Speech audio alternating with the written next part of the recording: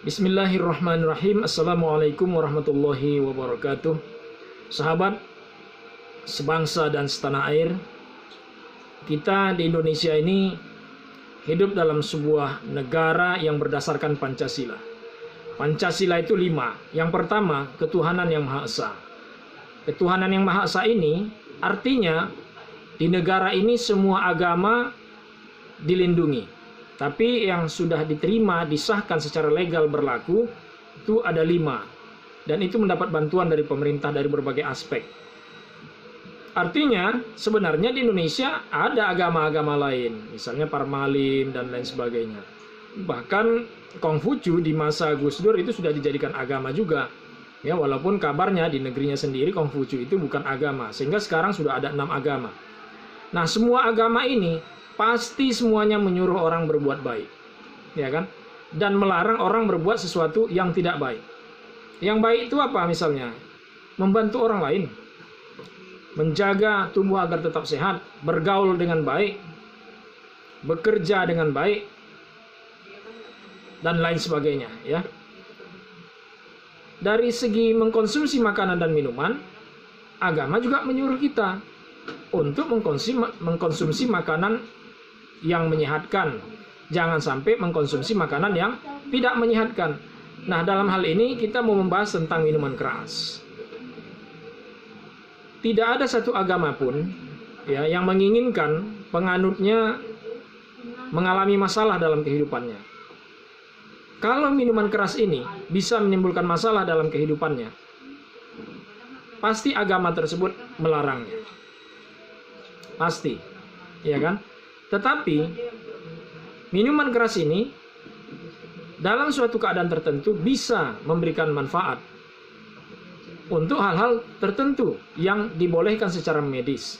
Baik itu yang sifatnya diminum atau dimakan bersama makanan yang lain, diminum bersama makanan yang lain, atau dipakai di luar tubuh. Nah, berarti itu ada pengecualian, tidak berlaku secara umum, ya. Dengan kata lain, tidak sembarangan orang boleh melakukan itu karena ada undang-undang dan peraturan yang mengaturnya. Kenapa? Karena menurut kesehatan, ya, dan menurut peraturan pemerintah dan undang-undang yang sudah berlaku, minuman tersebut bisa membahayakan kesehatan, merugikan orang lain dan seterusnya. Pada kesempatan ini kita mau membahas tentang munculnya peraturan Presiden nomor 10 tahun 2021.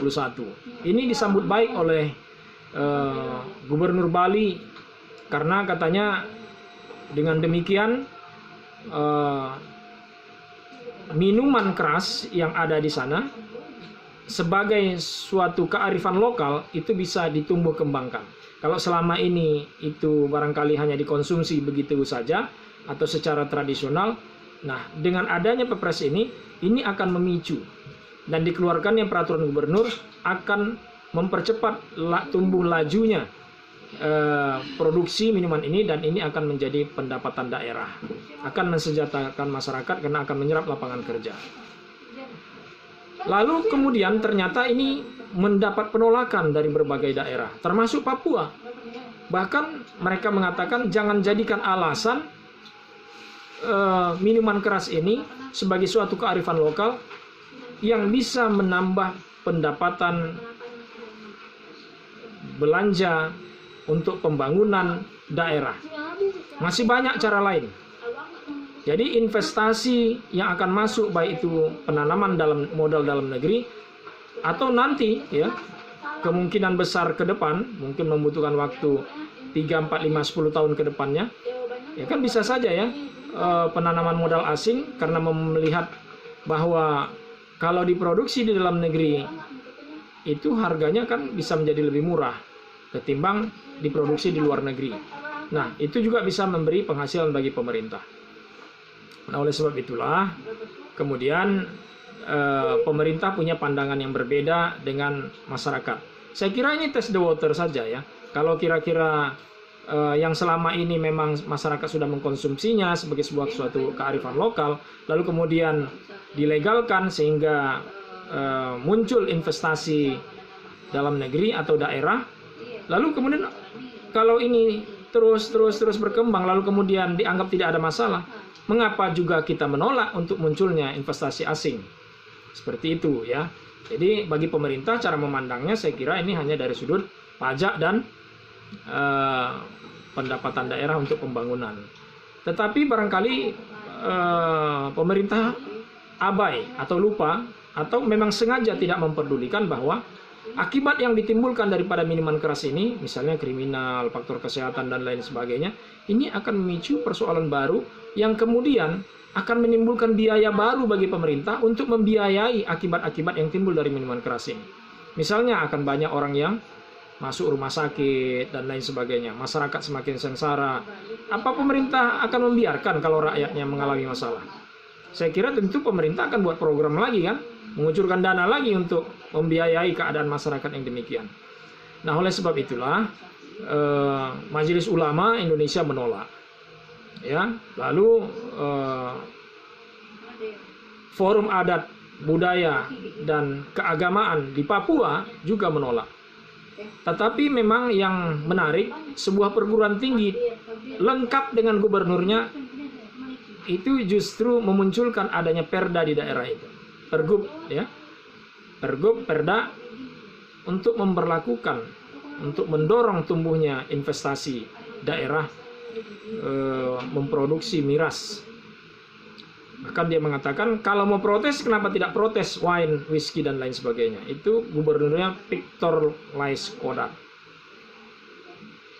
Ya, memang sebagai pemimpin kita diminta untuk arif dan bijaksana. Saya kira memang pemimpin jangan menjerumuskan rakyat. Peraturan presiden ini beda dengan peraturan gubernur. Ya kan, harusnya peraturan gubernur itu dibatalkan oleh presiden, bukan justru presiden memunculkan perpres. Karena kita beranggapan pergub yang ada di Bali, pergub yang gubernurnya itu adalah Victor Laiskodat, kalau nggak salah dia gubernur di mana ya? Di Kalimantan ya? Kalimantan apa Sulawesi? Ya, saya lupa ya. Ya, nggak ingat juga nggak apa-apa. Itu harusnya ya dibatalkan ya. Pemerintah pusat harusnya meniadakan itu dan menegur, kalau perlu memberi sanksi ya. Kalau saya bukan kalau perlu, harus diberi sanksi. Dan presiden jangan memunculkan ini, karena ini akan memicu keadaan yang buruk di Indonesia. Jadi negeri kita bukan negeri pemabuk. Kalaupun ada kearifan lokal, itu harusnya kita selektif ya. Yang baik-baik kita dukung, kita tumbuh kembangkan. Tapi yang buruk yang bisa merusak kesehatan, meningkatkan kualitas kriminalitas, rusaknya hubungan keluarga, rusaknya kesehatan masyarakat, ini tentunya harus dicegah, dilarang, dan diberi sanksi. Jadi jangan justru pemerintah menimbulkan perpres, pergub yang sebenarnya ini adalah cara untuk merusak masyarakat, ini adalah cara untuk meracuni masyarakat, menghancurkan anak bangsa. Kira-kira gubernurnya, presidennya, ini perlu ditegur atau tidak oleh DPRD dan oleh DPR? Harusnya DPR menegur ya. Kenapa? Ya, itu alasannya.